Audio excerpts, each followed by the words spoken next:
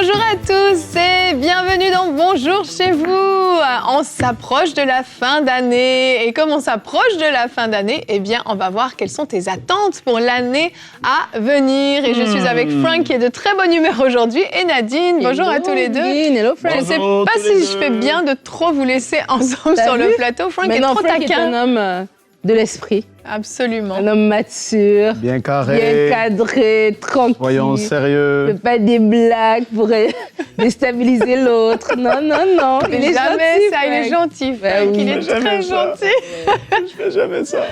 Donc aujourd'hui, les amis, on va voir quelles sont nos attentes pour l'année. On va voir l'importance d'avoir des attentes, d'avoir des objectifs pour l'année à venir.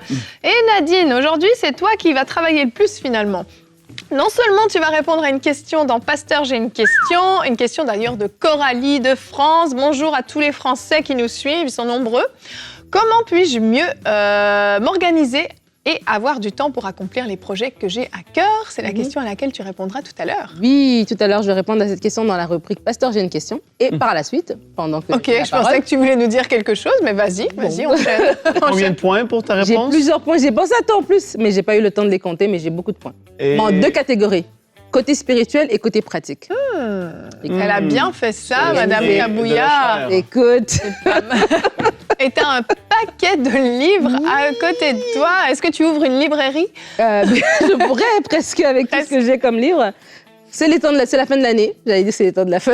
C'est juste la fin de l'année. Oh. Et il y a des cadeaux qu'on peut offrir. Donc, du coup, j'ai plein de suggestions, des très bonnes suggestions pour les parents. Vous allez pouvoir, avec cette rubrique, être inspirés pour des beaux cadeaux pour vos enfants. Excellent! La librairie chez Nadine. Allez, on commence tout de suite cette bonus d'émission dans la joie et la bonne humeur avec la pensée du jour.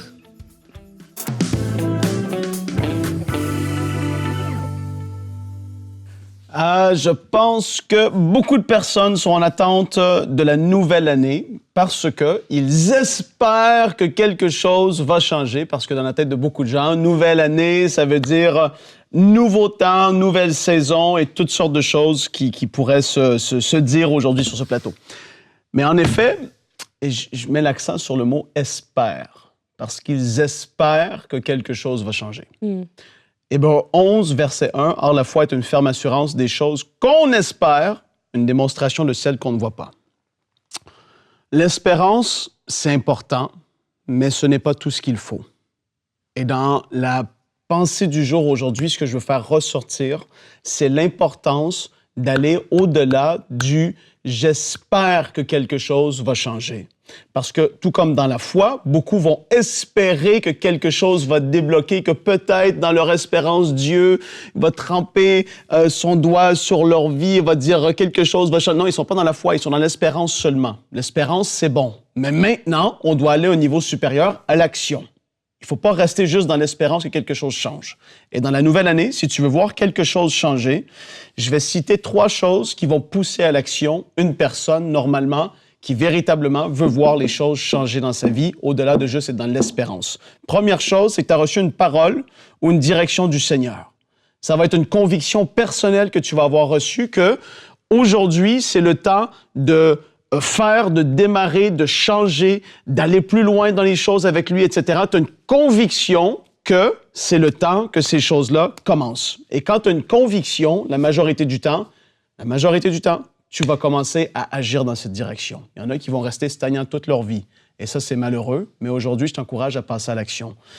Donc, avoir reçu une parole ou une direction, soit par une conviction, soit par une prophétie qui vient confirmer quelque chose que tu avais reçu de la part du Seigneur, ça va souvent te pousser à l'action. Ouh, là, Dieu me parle. Hey, je vais passer à l'action. Parce que là, quelque chose a été confirmé. Autre chose, soit par un rhéma de la part du Seigneur. Dieu t'a parlé, et tu l'as entendu et tu le sais, il t'a révélé quelque chose, c'est le temps de quelque chose de nouveau dans ta vie ou d'agir ou de faire ou de dire ou de peu importe c'est quoi, mais un rhéma va te pousser à l'action. L'autre chose qui va te pousser à l'action, c'est le fait d'être vraiment fatigué de la situation dans laquelle tu te trouves. Tu n'es plus capable, je t'ai épuisé, j'ai absolument besoin du changement, j'en peux plus, c'est plus possible. Quand tu arrives à ce stade, souvent tu vas passer à l'action. Et les gens vont souvent, et ça c'est mon histoire, les filles, par rapport à aller à la salle de sport. J'en peux plus, je suis plus capable. Tu te vois peut-être, tu t'es plus en forme, tu te sens essoufflé rapidement. Et soudainement, tu prends et tu dis, non, là, je suis plus capable d'être comme ça, je vais à la salle de sport. Mais tant que tu vis pas ce déclic-là, tu vas pas passer à l'action, tu vas juste dire, ça serait bien que j'aille à la salle de sport. Mais beaucoup vont rester là. Ouais. Mais là, il faut passer à l'action. L'autre chose qui va te pousser à l'action, la dernière chose, c'est l'ultimatum, c'est-à-dire si rien ne change, je ne vais pas y arriver. Ou si rien ne change, ça va être la catastrophe. Si rien ne change, le couple va se briser. Si rien ne change, je vais continuer dans cette direction qui va m'amener à quelque part où je veux pas aller. Si rien ne change, les choses vont rien changer. Et aujourd'hui, je veux te pousser à l'action, que si tu veux que les choses changent dans cette nouvelle année, il y a encore quelques semaines, tu es dans la saison dans laquelle tu te trouves présentement dans ta vie. Le Seigneur te parlait déjà durant cette année dans laquelle tu te trouves et tu n'as pas passé à l'action à mettre en place certaines choses. Là, c'est le temps. Tu te dis, oui, la nouvelle année arrive, mais je suis où ce que je suis rendu et je veux que les choses évoluent parce que le Seigneur veut m'amener à un autre niveau dans ma vie. Là, c'est le temps de passer à l'action dans ta vie. Alléluia. Amen. Merci, Frank.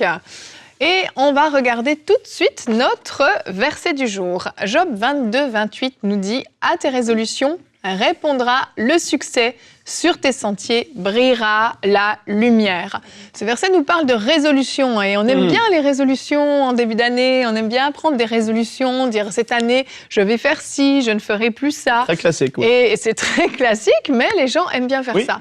Et en fait, on comprend dans ce verset que par nos résolutions, on a un impact sur ce qu'on va vivre, sur notre destinée finalement. Mais avoir une résolution, dire cette année, je vais faire ça, alléluia, est-ce que c'est ça qui va amener un changement dans notre année? Absolument pas. Complètement. C'est de tenir cette résolution et d'accomplir cette résolution qui va faire la différence.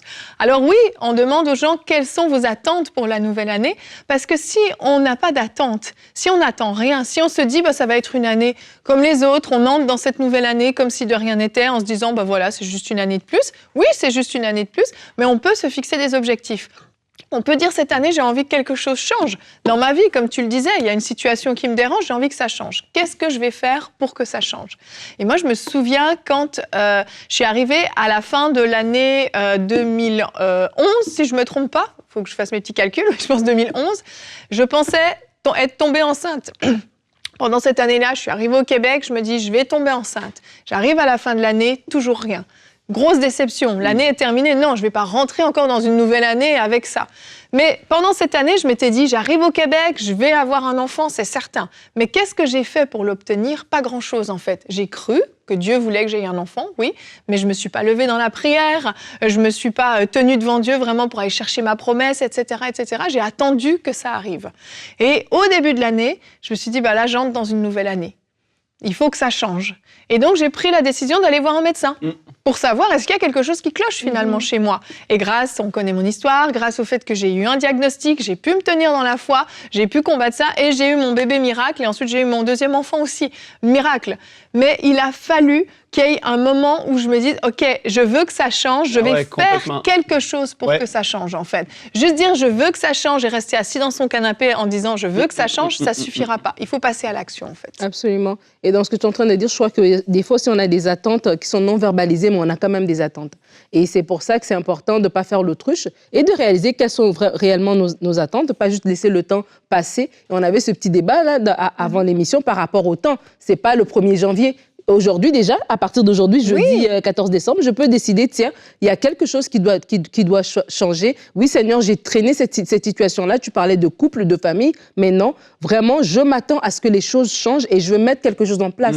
Job a dit, à tes résolutions vont répondre un succès. Donc, se résoudre à quelque chose, c'est pas juste se résoudre de façon intellectuelle ou mentale, se résoudre, c'est prendre une décision ferme, une résolution et toujours accompagnée d'une action qui va soutenir cette chose-là. C'est pas espérer, c'est pas parler, c'est prendre une résolution ferme. Et à cette résolution-là, parce qu'on est dans cette résolution-là, le Seigneur va nous accompagner et va bénir cette résolution. Et c'est pour ça que c'est important de s'asseoir et de faire le tri. On a tous des attentes. Des fois, des attentes qui sont verbalisées, des fois, des attentes qui sont cachées, des fois, des attentes qui sont même inconnues, voilà. Mais vraiment, Seigneur, je sais pas, j'attendais telle chose. Je sais que ça fait longtemps, puis j'ai arrêté d'y penser. Mais je prends mon courage à demain, Seigneur, je ramène encore ce dossier. Ravive encore ce dossier, et cette fois-ci, c'est la bonne. Et le Seigneur va nous accompagner. Mais après, on va faire un bilan ou un, je sais pas, post-mortem de pourquoi ça n'a pas marché les 15 000 fois d'avant. Et puis pour savoir maintenant, à partir d'aujourd'hui, c'est quoi la nouvelle stratégie. Pour toi, par exemple, tu t'es rendu compte que oui, l'attente, elle était là, mais la stratégie n'était pas la bonne. Et là, une fois que tu as eu cette résolution, le Seigneur t'a conduit maintenant à avoir une stratégie par rapport à la déclaration, par rapport à la foi. Tu as commencé à te nourrir aussi avec d'autres témoignages et tu as vu que non, Dieu est celui qui donne des enfants à la stérile. Elle enfante et tout ça. Elle a une maison remplie d'enfants. Ça va être mon partage. Donc, je veux vraiment encourager les gens à ne pas rester passifs, avoir des attentes en se dire le 31 décembre à minuit, c'est là que ça commence. Là, aujourd'hui, ça peut déjà commencer. Amen. En écoutant tout ce qu'il dit, j'ai l'impression que le changement ne nous tombe pas dessus comme ça. Ben, c'est sûr, c'est sûr. Et là, c'est ça qu'il faut comprendre. Quand tu vas aller plus loin à une étape nouvelle, quand tu veux professionnellement viser plus haut, tu veux dans ta famille avoir tel résultat dans ta maison, tu es intentionnel.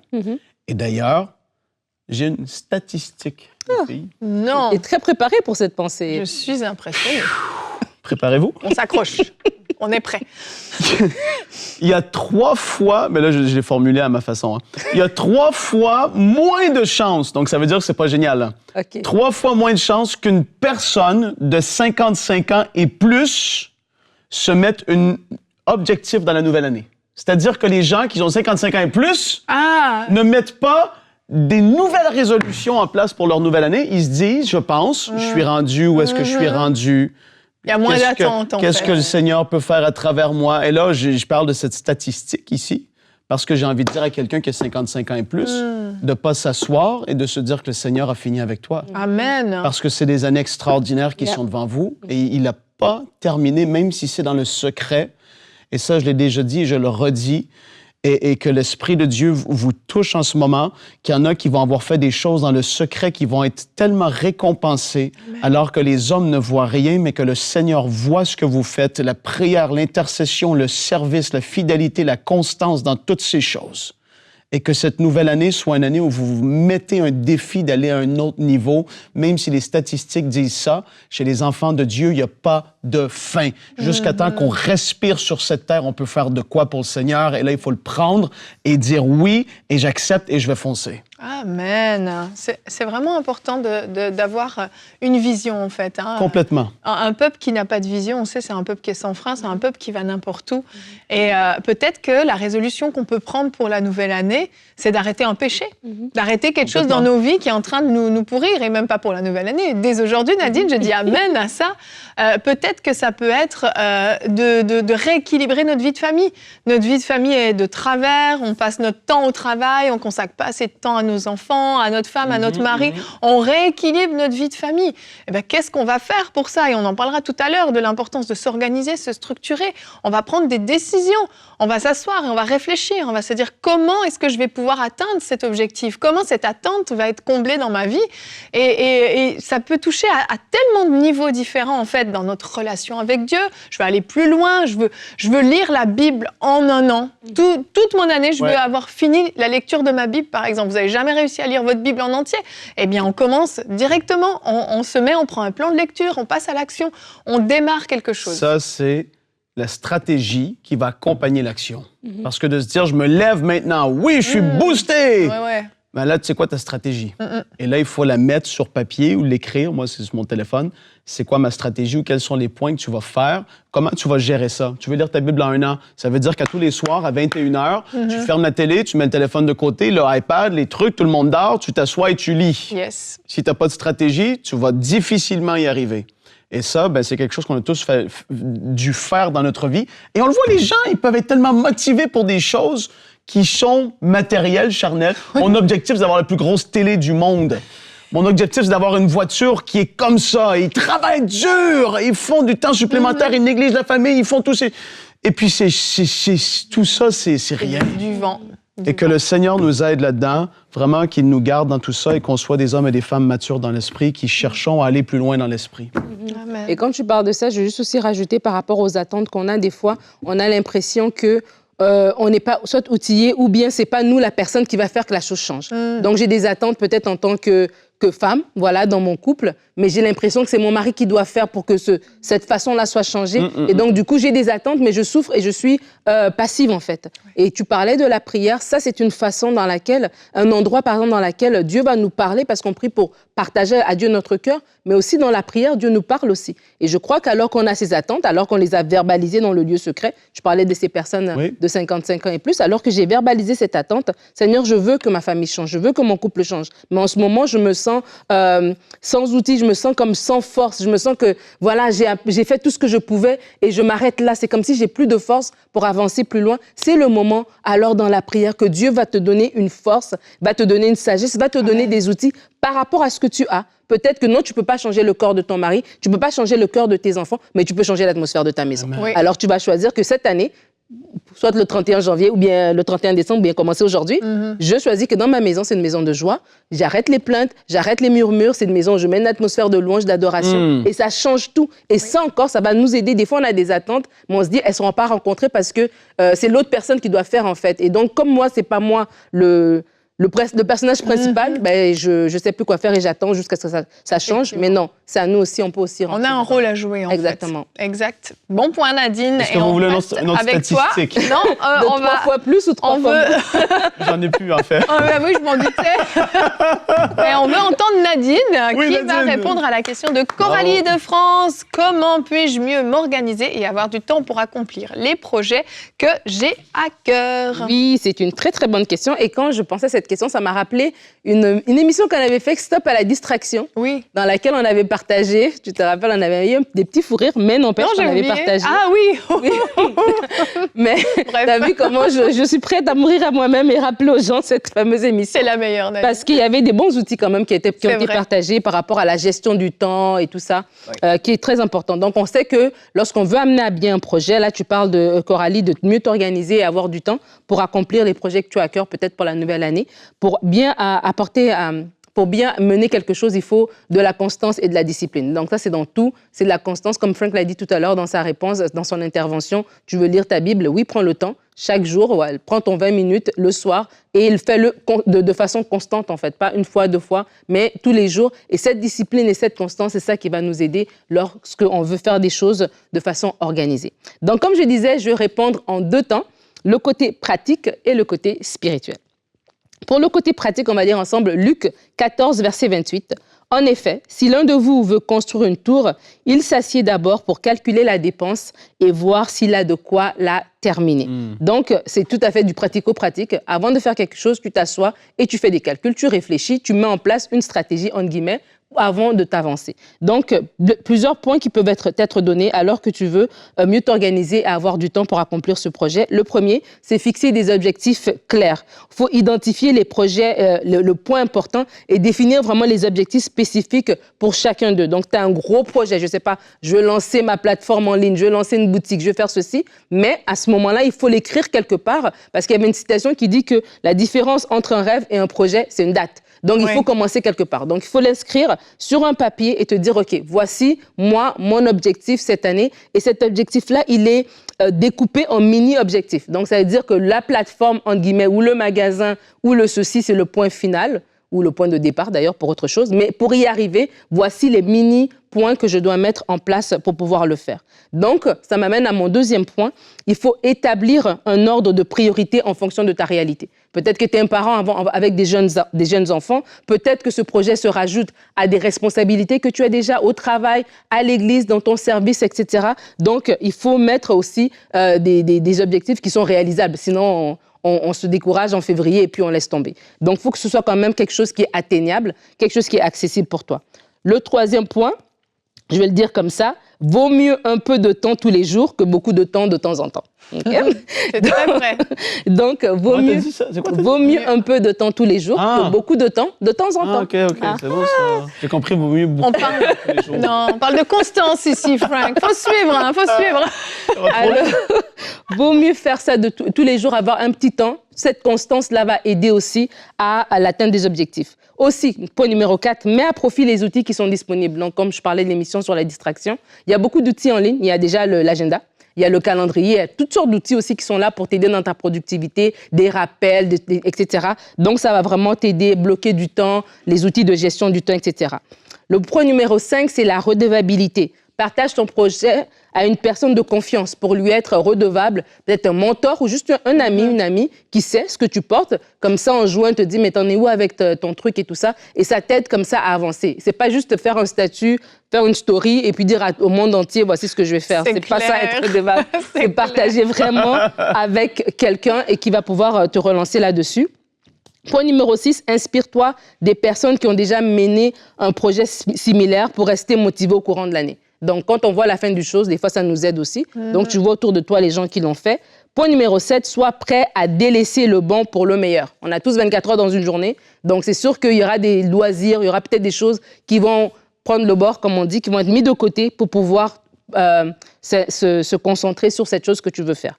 Et pour terminer, rapidement, je regarde mon temps.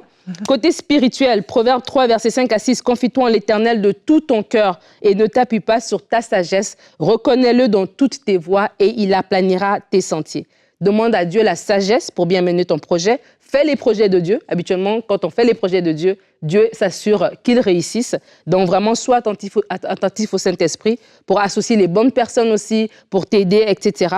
Et reconnaître Dieu dans toutes ses voies, ça veut dire que même quand tu es en train de penser à ce projet, si tu arrives à un point où ça coince, reconnais Dieu, laisse-le venir te réajuster en fait. Et tu vas voir que si tu mets toutes ces choses en pratique et que tu es dans la prière et que tu es organisé, tes projets se réaliseront.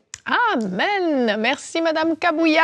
Et on reste avec toi pour notre rubrique Culture et Médias.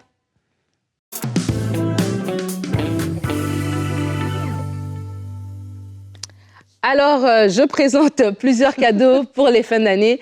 Je vais vous présenter deux choses. D'abord, j'ai beaucoup de cadeaux ici. Je vais vous les montrer par la suite. Mais on va commencer par deux dont j'ai les visuels qui s'affichent à l'écran. Le premier, c'est le livre 40 jours créatifs avec la Bible. C'est aux éditions Biblio. Ça nous amène, en fait, c'est un livre qui contient 40 méditations sur 40 jours pour grandir dans la foi. Et chaque jour se compose d'un verset biblique avec une courte méditation et des activités pour les enfants, voilà, pour les permettre de mettre en application ce qu'ils ont appris. Et aussi, il y a Le plus beau des cadeaux aux éditions Scriptura. C'est le livre d'une petite souris qui laisse échapper un cadeau qu'elle a trouvé et elle pense avoir gâché Noël. Et il y a toute une histoire derrière, en fait, et ça lui amène aussi à découvrir que Noël, le plus beau des cadeaux, c'est Jésus. Et c'est vraiment un livre qui tisse le lien entre l'enfant et le parent. C'est des livres avec des illustrations colorées et détaillées pour vos tout-petits, avec un message qui est très inspirant et qui est transmis de manière très simple. Donc ça, c'est un bon livre pour les enfants plus petits. Vous pouvez vraiment vous asseoir avec votre enfant et partager autour de cela. Après, je vais vous présenter le mini lecteur de la Bible. J'en ai 3. Parce qu'on est dans l'abondance. Wow. Il n'y a que 3 tomes, hein, ça s'arrête là. C'est par les éditions de la Ligue pour la lecture de la Bible. Et c'est comme nous, on a des lecteurs, mais là, c'est fait pour les enfants. Et il y a des questions, il y a des mots, comment on appelle ça quand il y a les mots troués, c'est ça? Des mots cachés. Les dictées trouées. Ah. Bah, des rébus, des... OK, bon. Il y a des mots à rajouter. Les mots qu'il faut trouver. Ouais, c'est ça. Les mots sont là, puis il faut les répondre. Des phrases à trous. Ouais, voilà, merci. Et il y a des belles illustrations. La Ligue de la lecture fait toujours des très, très belles choses. Et donc, ils proposent ce format-là pour les enfants. Donc, comme un peu notre lecteur normal, hein, oui. On a un verset, on médite, on a des questions, etc. Et c'est le même principe pour les enfants. C'est très joli. Et puis, en plus, ce que j'aime, c'est que c'est du bon matériel. Là. Tu sais, les enfants, ça tire et tout ça. Et c'est vraiment solide, c'est une très, très belle qualité. Donc, vous pouvez trouver ça aux éditions de la Ligue de la lecture pour la Bible. Ma fille, qui efface très violemment, a réussi à ne pas abîmer les pages. Donc Bravo, Sophia. Alors, après ça, on a la Bible de l'aventure. J'ai beaucoup aimé. C'est une Bible d'études et c'est pour les jeunes. Donc, si vous avez des adolescents, ce serait très bien. Pré-ado. Des pré-ados, ados. Et en fait, dans cette Bible...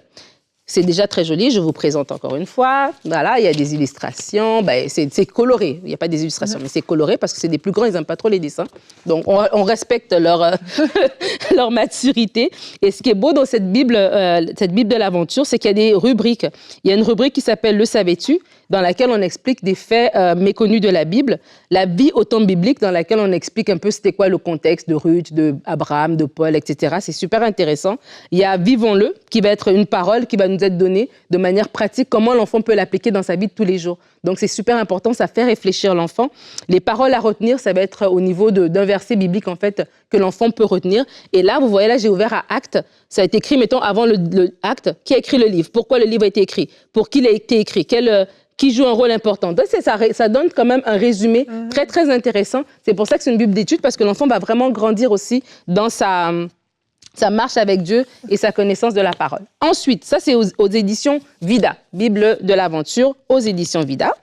Après, j'ai Le voyage des petits pèlerins. C'est très beau.